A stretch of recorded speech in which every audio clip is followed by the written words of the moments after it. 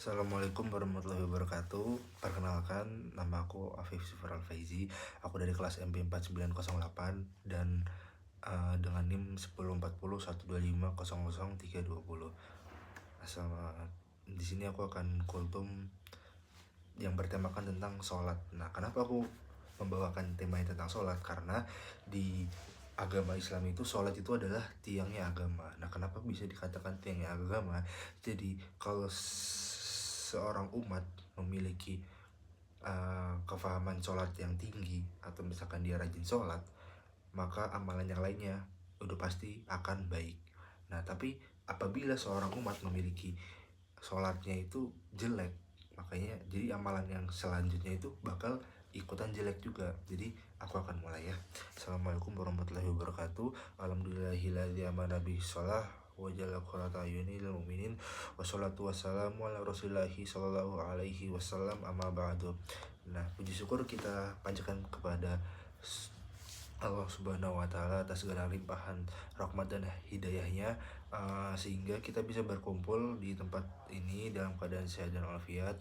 Salawat serta salam senantiasa tersurah kepada baginda Nabi Muhammad SAW, kepada keluarga, sahabat, dan pengikutnya hingga akhir zaman. Nah, jadi pada kesempatan ini aku ingin mengajak kita semua untuk merenungkan kembali semua ibadah yang rutinitas kita sehari-hari. Namun kedudukan yang paling agung dan yang paling tinggi dalam Islam itu adalah sholat 5 waktu. Nah, aku balik lagi ke yang awal tadi. Kenapa sholat 5 waktu? Karena sholat 5 waktu ini adalah tiangnya agama. Nah, ibaratkan sebuah bangunan rumah, kalau bangunannya itu nggak bisa berdiri, kalau tiangnya itu nggak bisa berdiri dengan kokoh, maka bangunan itu akan hancur. Nah, sama kayak kita guys, kita ke teman-teman guys. Jadi kalau seorang umat itu tiangnya, agamanya, sholatnya itu jelek, maka otomatis amalan yang lainnya itu juga ikut jelek.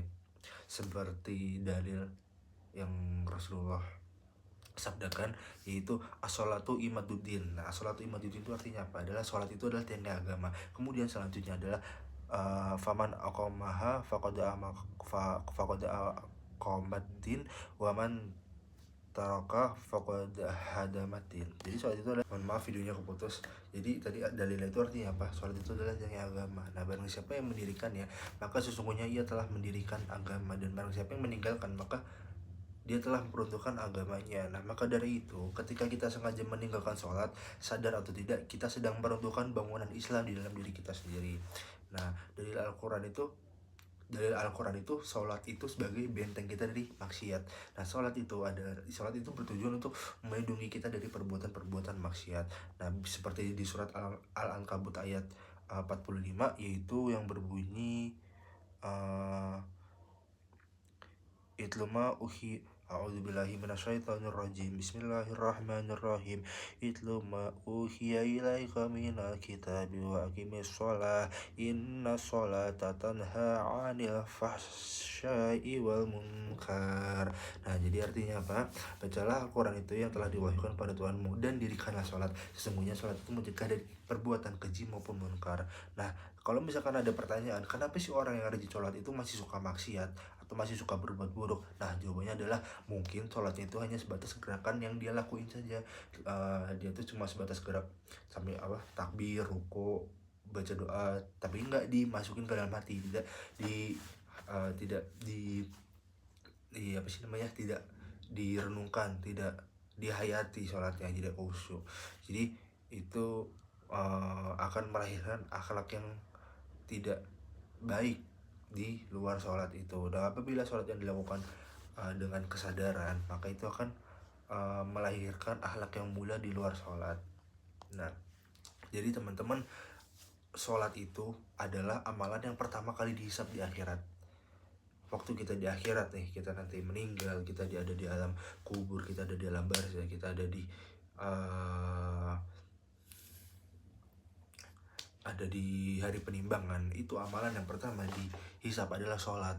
Kalau sholatnya jelek, otomatis amalan yang lain yang gak bakal dihisap. Ketika si fulan itu dihisap dan amalan sholatnya baik, maka akan dilihat semua amalannya apakah baik atau buruk. Tapi ketika sholatnya dilihat, pertama kali itu sholatnya dilihat, kemudian sholatnya jelek, maka Allah tidak akan melihat amalan yang lainnya, dia akan dianggap semua amalnya jelek. Makanya kenapa dari sini itu sholat adalah tiangnya agama, karena sholat adalah amalan yang dihisap pertama kali. Nah di sini Rasulullah itu juga bersabda, uh, sesungguhnya amal hamba yang pertama kali dihisap itu adalah sholatnya, dan jika sholatnya baik maka dia beruntung dan berhasil. Ya jika sholatnya rusak maka sungguh dia telah gagal dan merugi.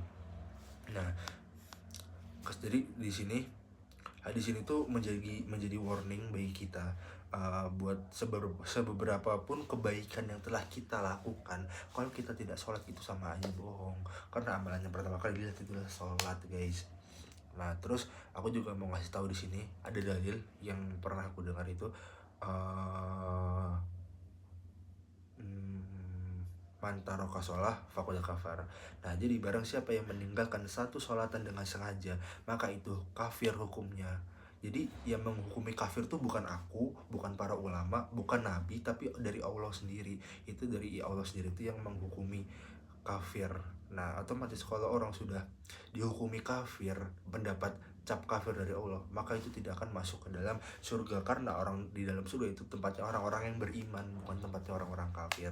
Nah jadi di sini kesimpulan dari saya, marilah kita perbaiki kualitas sholat kita. Aku bukan sebagai orang yang sempurna, aku bukan sebagai orang yang sholatnya bagus, aku sendiri juga sholatnya masih ada beberapa yang bolong, dan masih ada beberapa yang aku tinggalkan. Itu sebagai nasihat, sebagai warning buat diri aku. Selain kultum ini bukan cuma aku buat mengerjakan tugas ya, bukan cuma mengerjakan tugas, bukan cuma buat nasihat sama teman-teman semua, tapi kultum di sini tuh aku mau ngasih tahu ke diri aku juga kalau aku tuh harus memperbaiki sholatku juga gitu. Jadi sela-sela kesibukan pasti kita kan sibuk ya, karena manusia itu tempatnya sibuk, manusia itu adalah tempatnya sibuk, lupa, tempatnya banyak melakukan kesalahan. Nah dimana kita melakukan kesibukan di sehari-hari ya, kesibukan sehari-hari, kita tetap harus sholat di sela-sela kesibukan kita. Jadi sekian dari khotbah saya, apabila ada kurang lebihnya saya mohon maaf yang sebesar-besarnya. Akhirul qali hada, wassalamualaikum warahmatullahi wabarakatuh.